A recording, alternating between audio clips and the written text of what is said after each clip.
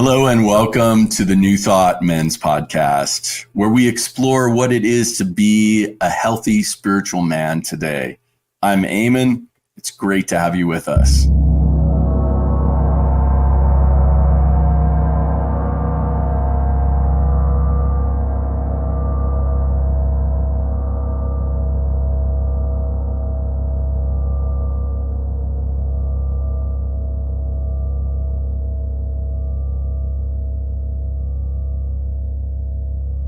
Hello and welcome to the New Thought Men's Podcast. I am Eamon.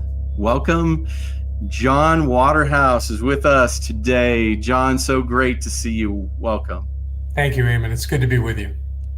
Great to have you here. Let me just share a few words about you. So John Waterhouse, life's purpose is to reveal and release the power of divine presence within each person he meets. I know that for a fact because I've known you for a while and you do evoke that.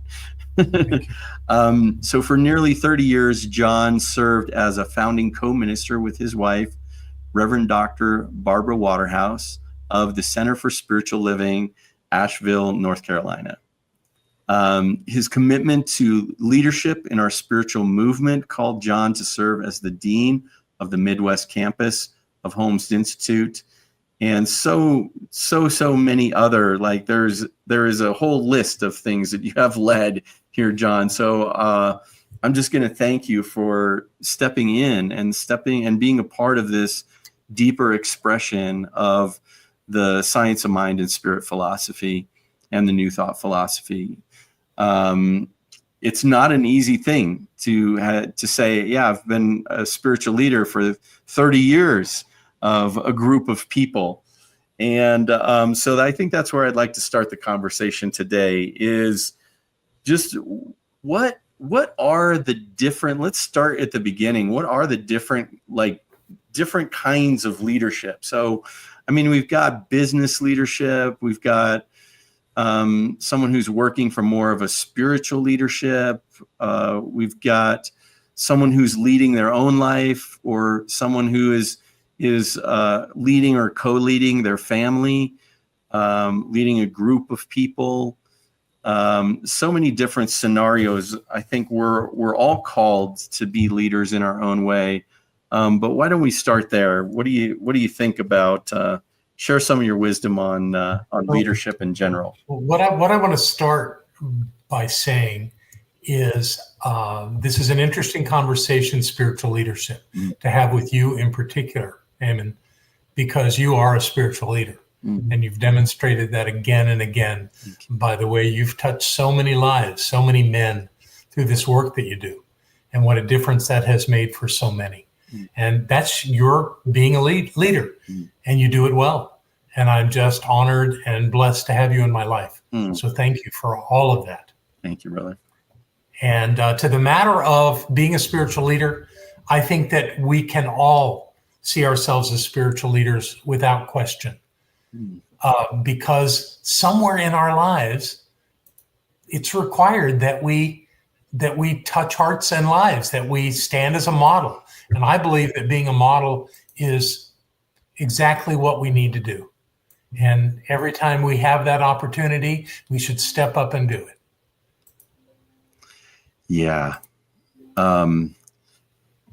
I think that's service. I mean, it comes at we're here to be on this planet of service to others.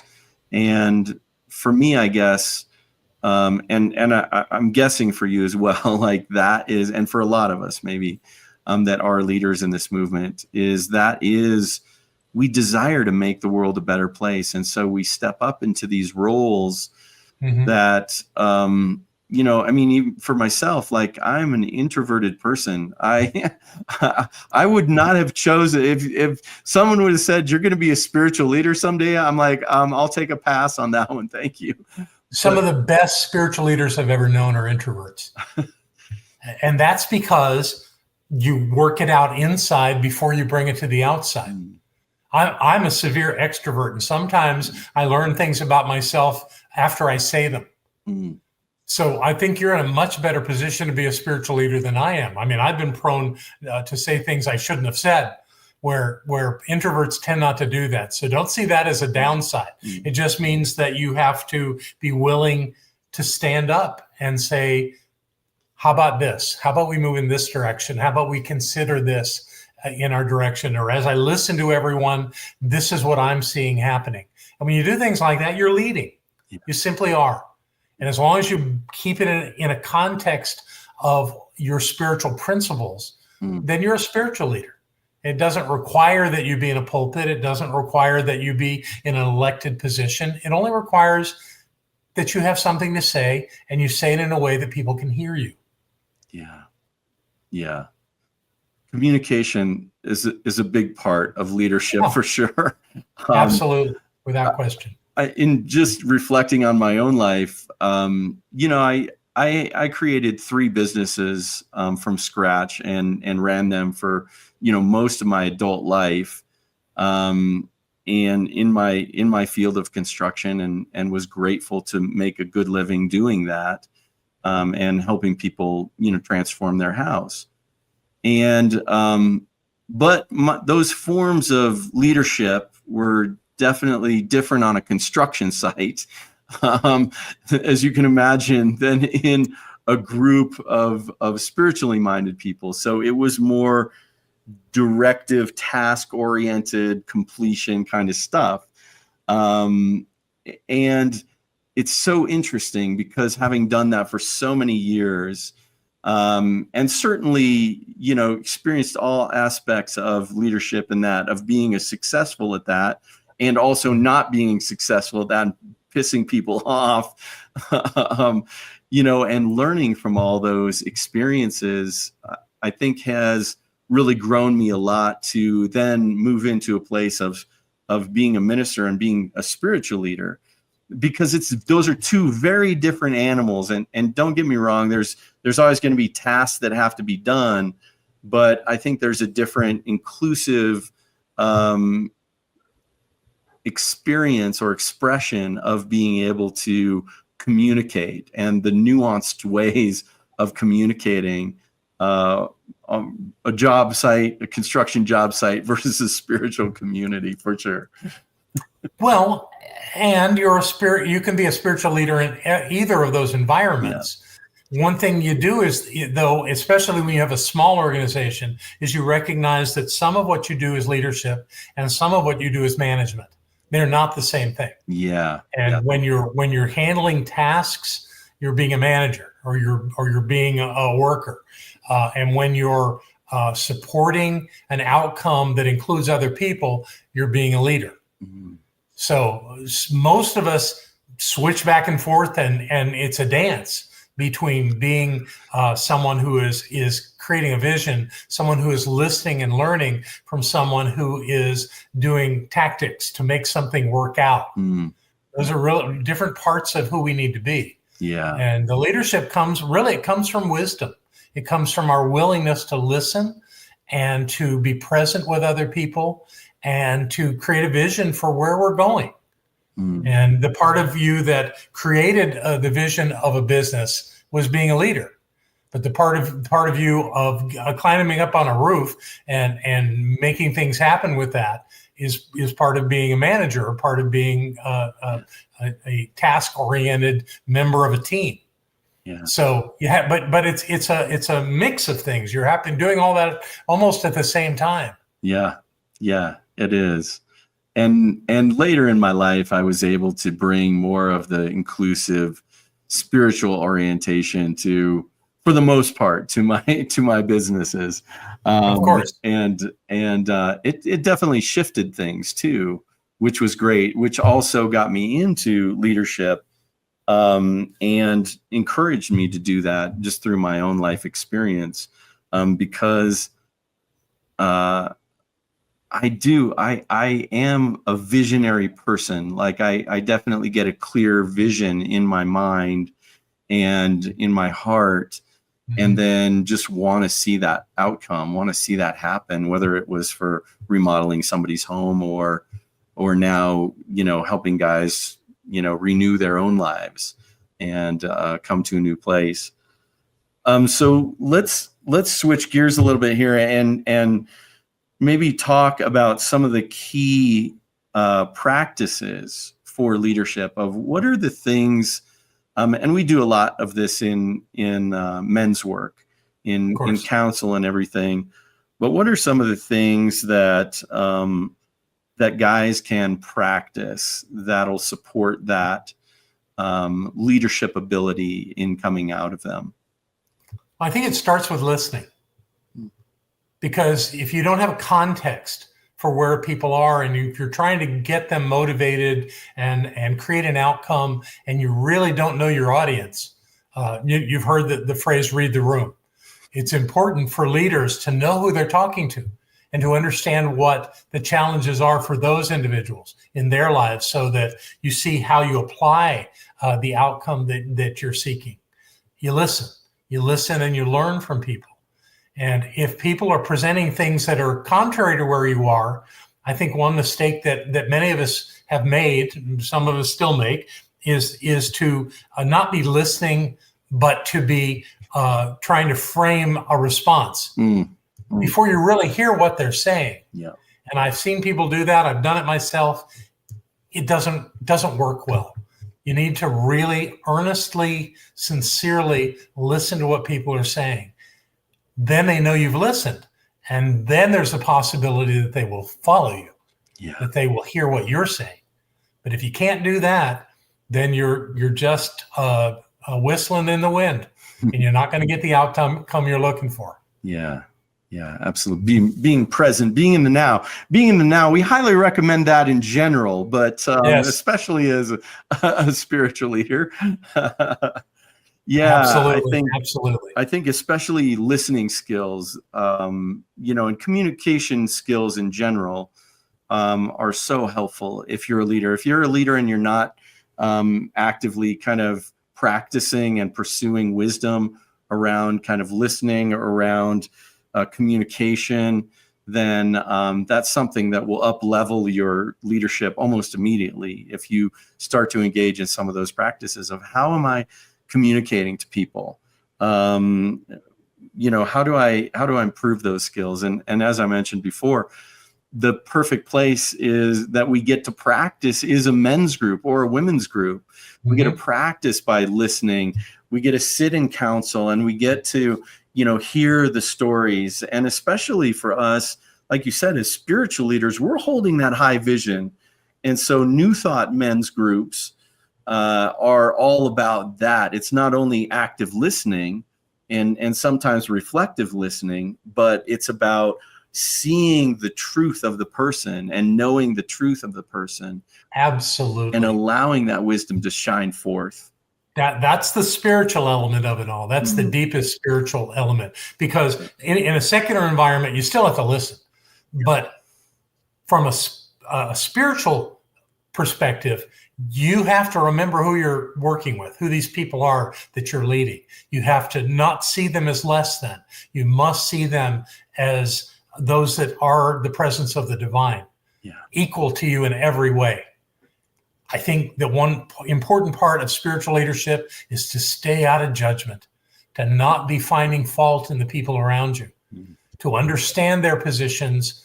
You don't have to agree with them, but you have to understand them so that you can speak to them intelligently about who they are and what they're attempting to accomplish.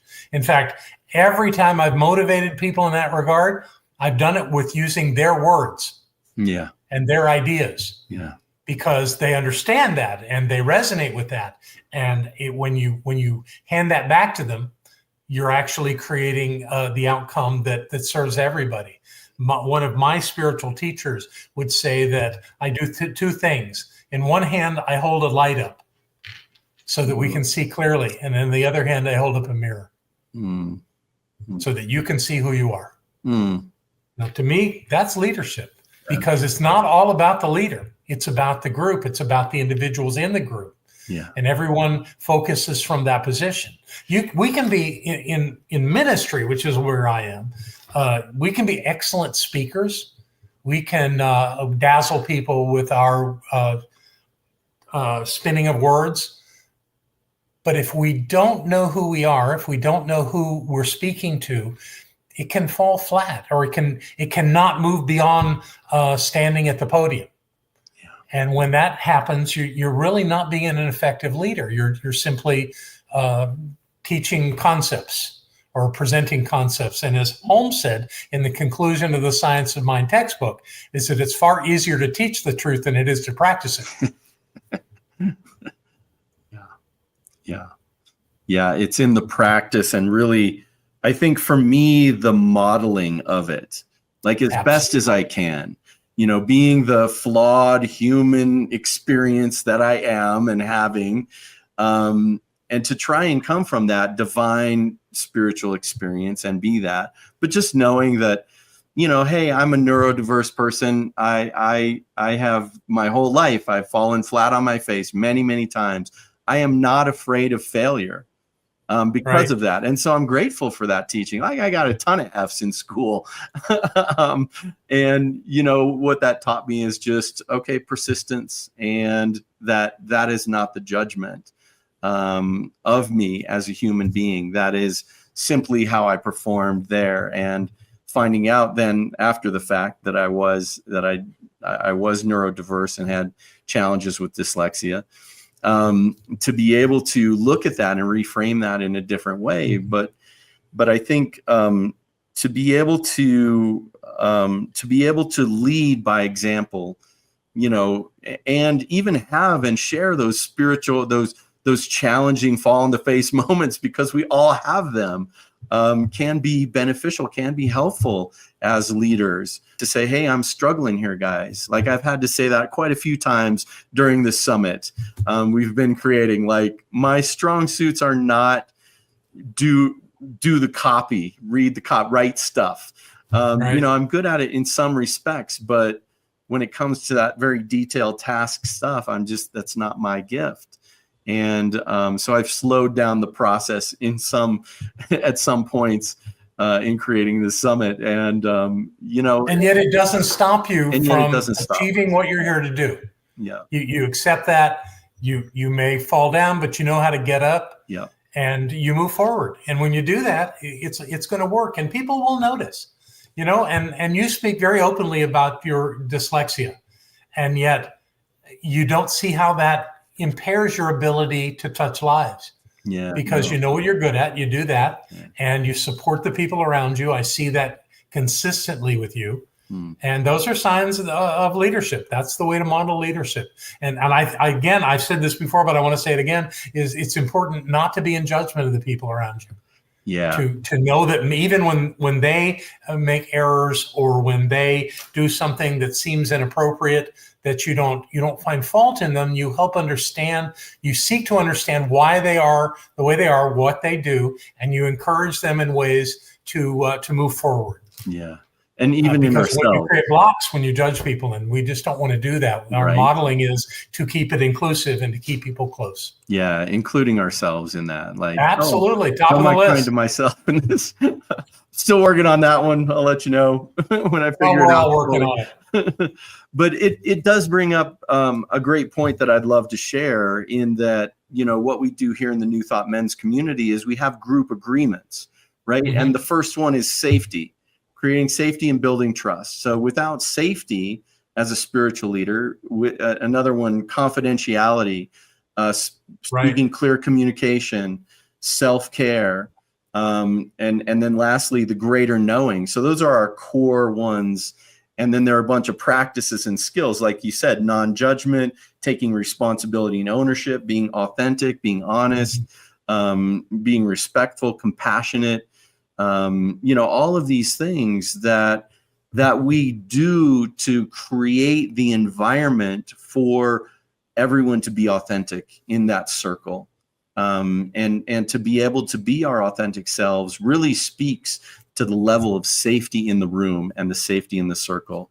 Because if it's not there, people won't open up. Guys won't open up. I've seen it before. And you won't get the result that you seek. Yeah. And so I think that's how do we set it up for success? How do we set our community up for success? Or how do we set the people that we're leading up for success? And I can see, in my youth, how I was not setting people up on the construction site for success. I just wanted accomplishment, get it done. Yeah. You know, I agree. Well, how old were you when you started your first business? that's a tricky question because I had a lawn mowing business at 14. Well, you were doing that by yourself, though. I was. My dad bought the lawnmower, and he's like, "Okay, it's your turn to mow the lawn." And I'm like, "Okay, I'm going to make some money at this." Went around to the neighbors. Now, I'm talking about when you actually had a crew and you had people you were leading. Yeah, I was 20 years old when I first started my business. So you got started way earlier than me. I think I was 28 when I incorporated my first business, and I didn't know anything about this stuff. Yeah. I knew how to sell. And I thought that would carry me through, but there's more to it than that. And it really took me finding the science of mind to really make things work in my life and to use the principles that we teach. And they all apply to being a spiritual leader. They all apply. And we are models for the people around us. So we have to give them the best of us. And when we fall short on that, it impacts them, it impacts us. Yeah. And if we're here to make the world a better place, then we have to be the best that we can be in doing that. Yeah. Yeah. So the first line of work is always on ourselves. Yeah. Yeah. Also, I think you mentioned adaptability, and I think that's a powerful piece because we are change oriented, and maybe I'm going to make a sweeping comment here that may not be true for everyone, but I think men can tend to be more habitual or more patternistic oriented. Like we like safety. We like to know what's going to happen. A certain degree of that might be control or and it's called certainty versus uncertainty. Certainty versus uncertainty. Well, there you go. Yeah. And human beings in general want certainty, and that means we know how things are going to turn out, and that's not the way life works. Yeah. So we find ourselves falling short in that area, rather than being open to possibility and letting the thing unfold, being clear about where we want to go, what we want to accomplish, but not being stuck on each step and having it be just the way we want it, because that's not the way life works. Right. And so being a spiritual leader, you have to be resilient. You have to be able to accept things are not working the way you thought they would and adapt and change. And change doesn't come that easy to human beings. Even though we're part of a movement that says, change your thinking, change your life. None of us want change. We want it to be the way we expected it to be. So there's some work for all of us in that area. Yeah. For sure. I think one of the other things, and I learned this at Mile High Church's men's group. So shout out to Mile High Church. That's my alma mater, as it were, my spiritual community that I have spent the last 30 years in. And I was a very active part of the men's group there. I've done a lot of men's groups outside of there as well, but it was super fun because all the men's group that I had done before was very much leader oriented. And the council that led the men's group there was, it wasn't consensus because there is a formality to that process, but it was kind of close, like what's needed here. And so we would have disagreements and fights and all kinds of stuff as to but in the end of the conversation, we were able to come back around to what are we serving? What's the greatest good that can happen here? And it was incredible because every single time the highest good really did get expressed and really got clarity. And what is our forward movement, or what is the clarity that we needed to move forward, whether it was building the men's community there or building, creating a retreat or a workshop or something like that. And I think I have become a very big fan of the many voices theory, like that all voices are necessary, and to be able to ask everyone, okay, you've been pretty silent over there.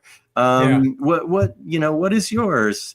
And, some are more, out there, I want all my ideas in there, and some are more shy and some take a little coaxing to come out. But it's amazing the wisdom the well-rounded wisdom that then shows up to be able to be of service and to be able to be of higher service. Absolutely. You know, you and I have this both as part of our path, this working with men, which I did for many years. In fact, I started it before we started our center in Asheville. I had a men's group. Yeah. And there were 6 of us, and I put it together, and we were doing it. And I heard about a men's gathering over in the neighboring state in Tennessee. And so I registered and went over and experienced it. I came home and said to my circle, we have to do this. We have to create a men's gathering. And what I figured out down the road was that gathering wasn't well managed at all. But I learned from it, and I learned from everything that I did after the fact. But I worked with Robert Bly and Michael Mead, who were part of the Mythopoetic Men's Movement. Yep. I did gatherings with them and brought hundreds and hundreds of men from around the southeastern United States to Asheville to do that work. Yeah. And it was profound. It was brilliant work. Yeah. And yes. You know, people like Bly and Mead aren't always the sweetest people, but that's part of their persona. So I had to learn how to do that, how to work with them.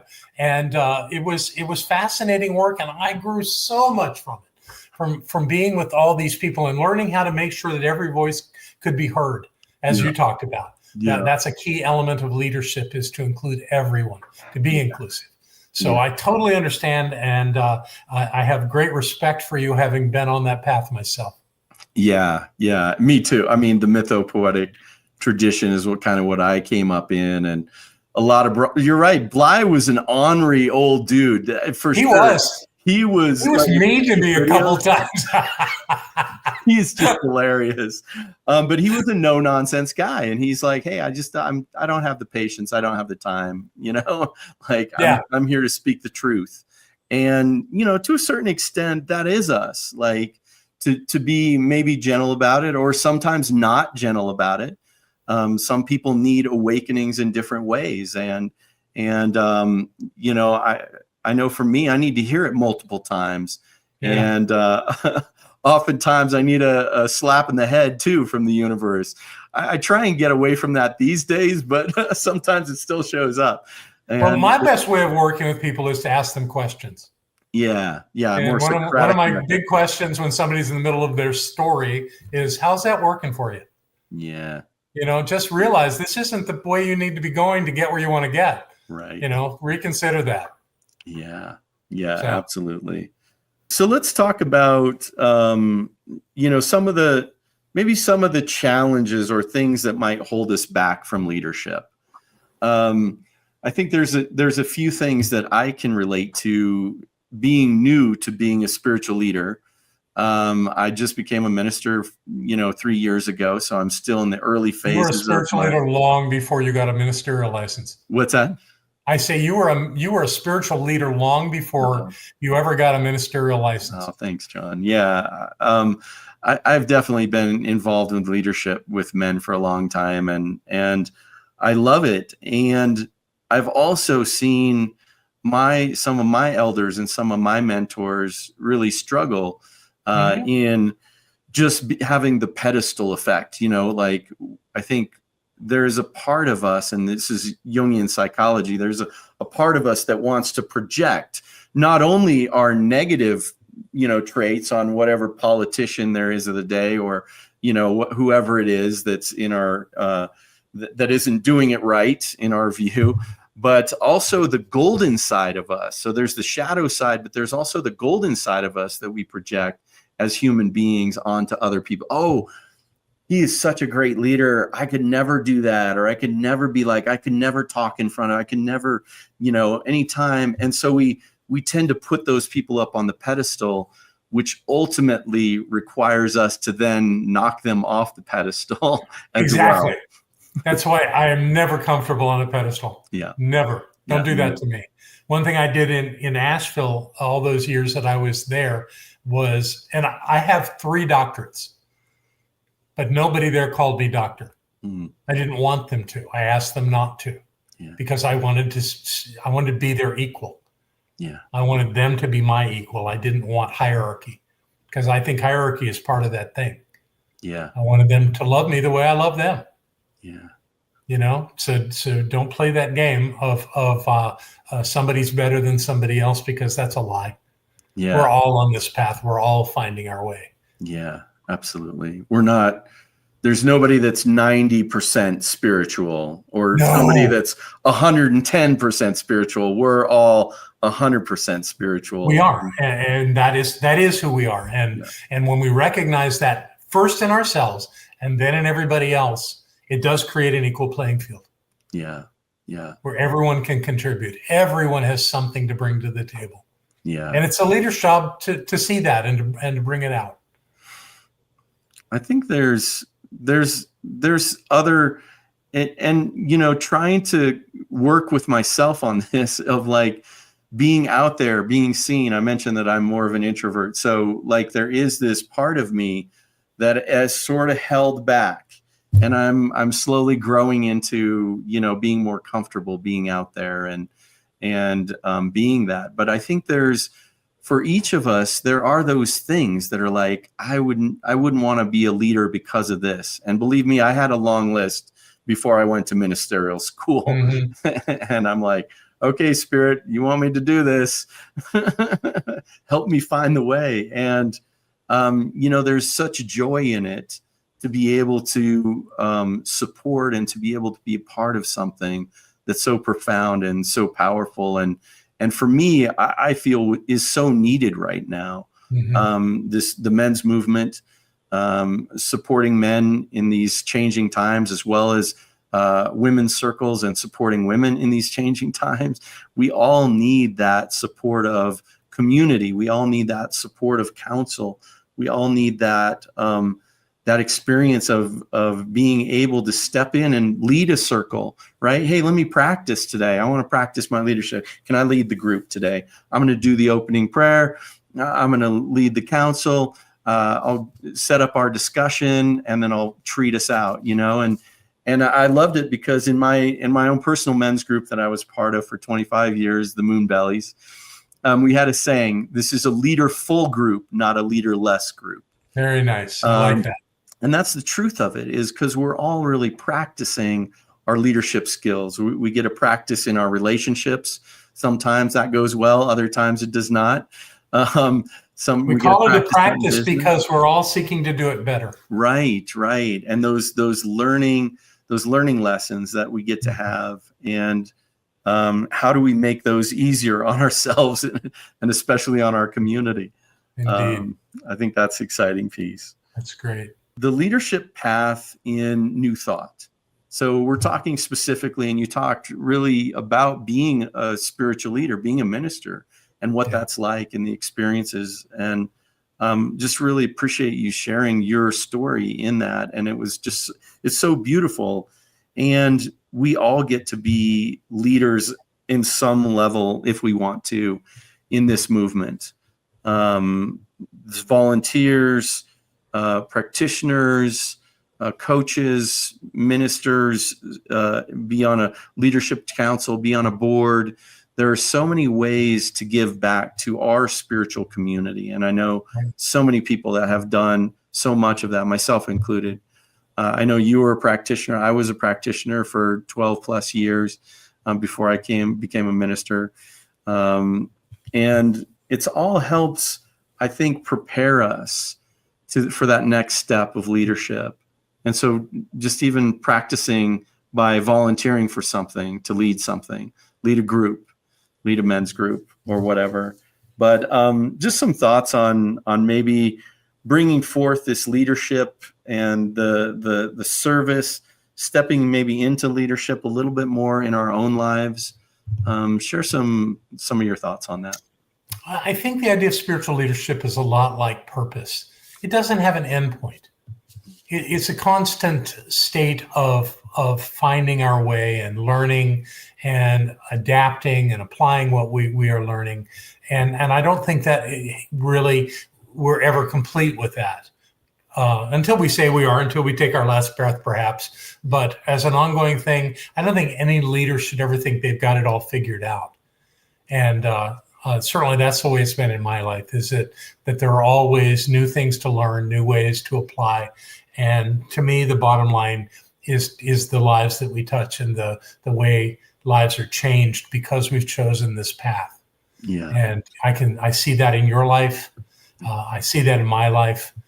And I'm sure that many of the people that have shared as you've put this program together, it's true in their lives too, because they wouldn't be in this program if they were not spiritual leaders. They are. Yeah. And they model for all of us how to be and how to learn, how to grow, how to self-correct, how not to be self-critical, to forgive ourselves when things don't go the way we imagine, and to love ourselves no matter what. And then to put that to everyone else in our lives, to love everyone else regardless of what they do, even when it looks like they screwed up. You still love them. You don't make them wrong. You don't make them bad. Yeah. They're the presence of the divine every bit as we are. Yeah, absolutely. Absolutely. Oh, okay. Final question. Yes. And I've been asking this of all the guys who've been on is what does healthy masculinity look like in the 21st century? And I might even add a caveat to yours is what does healthy masculine leadership look like in the 21st century? It's an interesting time for many of us. Just with all the changes in how our culture is perceiving masculinity right now, I think that white males in particular have dropped a few rungs in the order of things. That's not the preferred state of being, and that there's a part of me that wants to say that's not fair. But the truth is that when we're in transition, when we're finding our way, things look different. And what I say to all of that is don't let that stop you from being who you can be in the world. Just because there are some that think that there's something wrong with being especially white male in the world right now, that doesn't make it so. And that we can be someone who has a place in all of it regardless of that. And we'll find our way. We'll do this. I believe that one of the most important elements of masculinity right now is being compassionate and to be available for other people and to not be in it's all about me type of mind frame, but to realize that we coexist in this state with other men, with women, with people who have different ways of being in the world. That's relatively new in how we perceive our fellow human beings, with transgenderism and the many other ways that people are experiencing and expressing their lives. Yeah. We need to be open to it. We need to realize that not everyone is going to do it the way we would do it. And that makes it all the better for everybody. So it may be a little harder to be a white guy right now in our culture, but that's still okay. We can do that. God knows we've asked people of other racial backgrounds to hold that rung for a long time. It's okay that we do it for a while. And we'll still find our way. And it really takes nothing away from who we are, because we are all spiritual beings finding our way here on planet Earth, seeking to do the best we can with our lives. And to try to get away from all the judgment and separation that is so easy to create in our culture. Yeah. Wow. So much wisdom in all of that. Thank you. I love, we have to make room. We have to express that equality in a new way. Now that I think a lot of eyes were open during the pandemic as far as inequality of so many different kinds and in so many different ways. And so, for me, it was very humbling and definitely made me more aware, and still continues to make me more aware of being more inclusive and listening more and honoring more of the many voices. We have one real advantage being in the science of mind. When we hear about how some people are discriminated against, some people are looked down at, we don't have the luxury of doing that because we teach that the presence of the divine is wholly present within every human being. Yeah. So we don't have the opportunity, if you would call it that, to see someone as less than and to be in principle at the same time. It's impossible. Yeah. And when people have come to me and said, "So what are you doing to support the racial divide in our country?" And my answer is to be in principle, because that's not acceptable.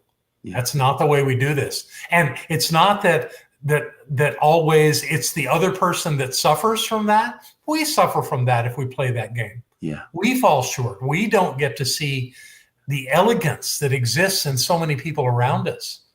But if we'll see them as our equal, if we'll see them as spiritual beings on the path with us and we with them, then we're open to see the brilliance, the massive gifts, and all of the possibilities that comes with that. And when we do that, we're creating a better world. And frankly, even though people are saying that our culture is diminished somehow, I don't believe that. I believe that what we're creating is something that will model in the rest of the world.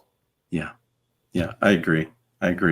Because when we can't, I mean, because of principle, because we recognize your spirit, like that's just the diversity of spirit. We're still 99.999% the same. We have blood and we have brains and thoughts. And I mean, our genetics are very, like it's not all that varied. And so the uniqueness actually gets to be appreciated, because like I'm 99%, we're 99% the same. Oh, my view is, what's the 1% you're different from me? Oh, that's interesting. You're doing it that way. Or you were born this way, or, whatever those uniquenesses are about us become then the positive. It's like my dyslexia, where it becomes this expression of, I am just more of a creative person. These are my gifts and talents. I'm more of in my vision. I'm more of a dreamer. I need some help getting the day-to-day, tasks done, the organizational parts of it. But I love the things that I have to bring. And those are the things that I have to, and the organizational parts and the methodicalness of making sure everything happens in order. That's someone else's gift to bring. And unfortunately, I have many people around me who have those gifts. That's great. But yeah, to recognize that we all are that unique gift. We all have that uniqueness. And if part of it is the color of our skin or our gender or gender preference, or, just the many the varied ways in which we get to be our unique selves in the world, then I think that's the divine. That's the divine creativity acting through us to be these unique individuals that we are. And what a boring world. Yeah, what a boring world without it, Agreed. My very words last Sunday when I was talking about the celebrating our differences was my talk title. Mm-hmm. Nice. That's the best of us, is that we are different. Thank God we're different. Yeah. And in the ways that we're different, we don't have to agree with every idea we hear. That's fine. That doesn't make anybody wrong. We're allowed to have different ideas on how the world works. Yeah. That's the beauty of it. That's the beauty of it. Our center right now in Fort Lauderdale is renting to a Seventh-day Adventist group, a Haitian community. Uh-huh. They use our sanctuary on Saturday, and they are lovely, generous people. Mm. And I feel so honored that they're in our using our facility. Now, they don't teach the presence of spirit the same way we do. Mm. So what? Well, what does that mean? Is that a problem? No, it doesn't need to be a problem at all. We just continue on exploring life where we are and finding our way. And in the midst of that, we create community, we create connection, and we support one another, which is the bottom line. Yeah. And whatever happens after we leave this plane of existence, what we believed about our spiritual path before that won't make a bit of difference. Yeah. John, thank you so much. Thank you for coming to one of our first retreats many, many years ago, men's gathering, and you spoke, and guys still talk about what you did there. It was so beautiful. And thank you for being the spiritual leader that you are, and the years of wisdom and support to your communities, and the years of wisdom and support in men's work too, because we need that right now more than ever. We need experienced men's work guys to be a part of this movement, to help train, to help support. I mean, I would say if there was one thing that we're really interested in doing in the New Thought men's community, and that's developing leadership skills in men, whether it's to lead their own lives, to lead our own lives, to lead our families or kids, to lead our communities and business, or in many different ways spiritually, to lead our nations as politicians, and hopefully hold that bar higher than what we've seen maybe somewhat lately. And in the world, we're going to need this high vision of men and women stepping in to solve these incredibly big problems of the environment and ecosystem and climate change and societal change, and all of these things to come together in this oneness, in this how do we solve this? How do we help not only humanity survive, but how do we help solve it in a way that we actually get to thrive in the end? So, well, it sounds like your work is moving in the right direction because you're addressing all those things. So thank you. Thank you, John. So grateful for you being here today. Love having you. We'll have you back. We'll have some more conversations. Wonderful. I'm looking forward to it every time we get to do this. Awesome. And I want you to know, Eamon, that I love you, brother. I love you too. Thanks, John. Okay. So that wraps us up for today. Thanks for joining us. There's more to come. Stay tuned in. I hope you enjoyed this interview from the New Thought Men's podcast. For instant access to all podcast interviews, talks from our summit, men's groups, and so much more, join us at newthoughtmens.community. Thanks so much for being with us today. There's more to come, so stay tuned in.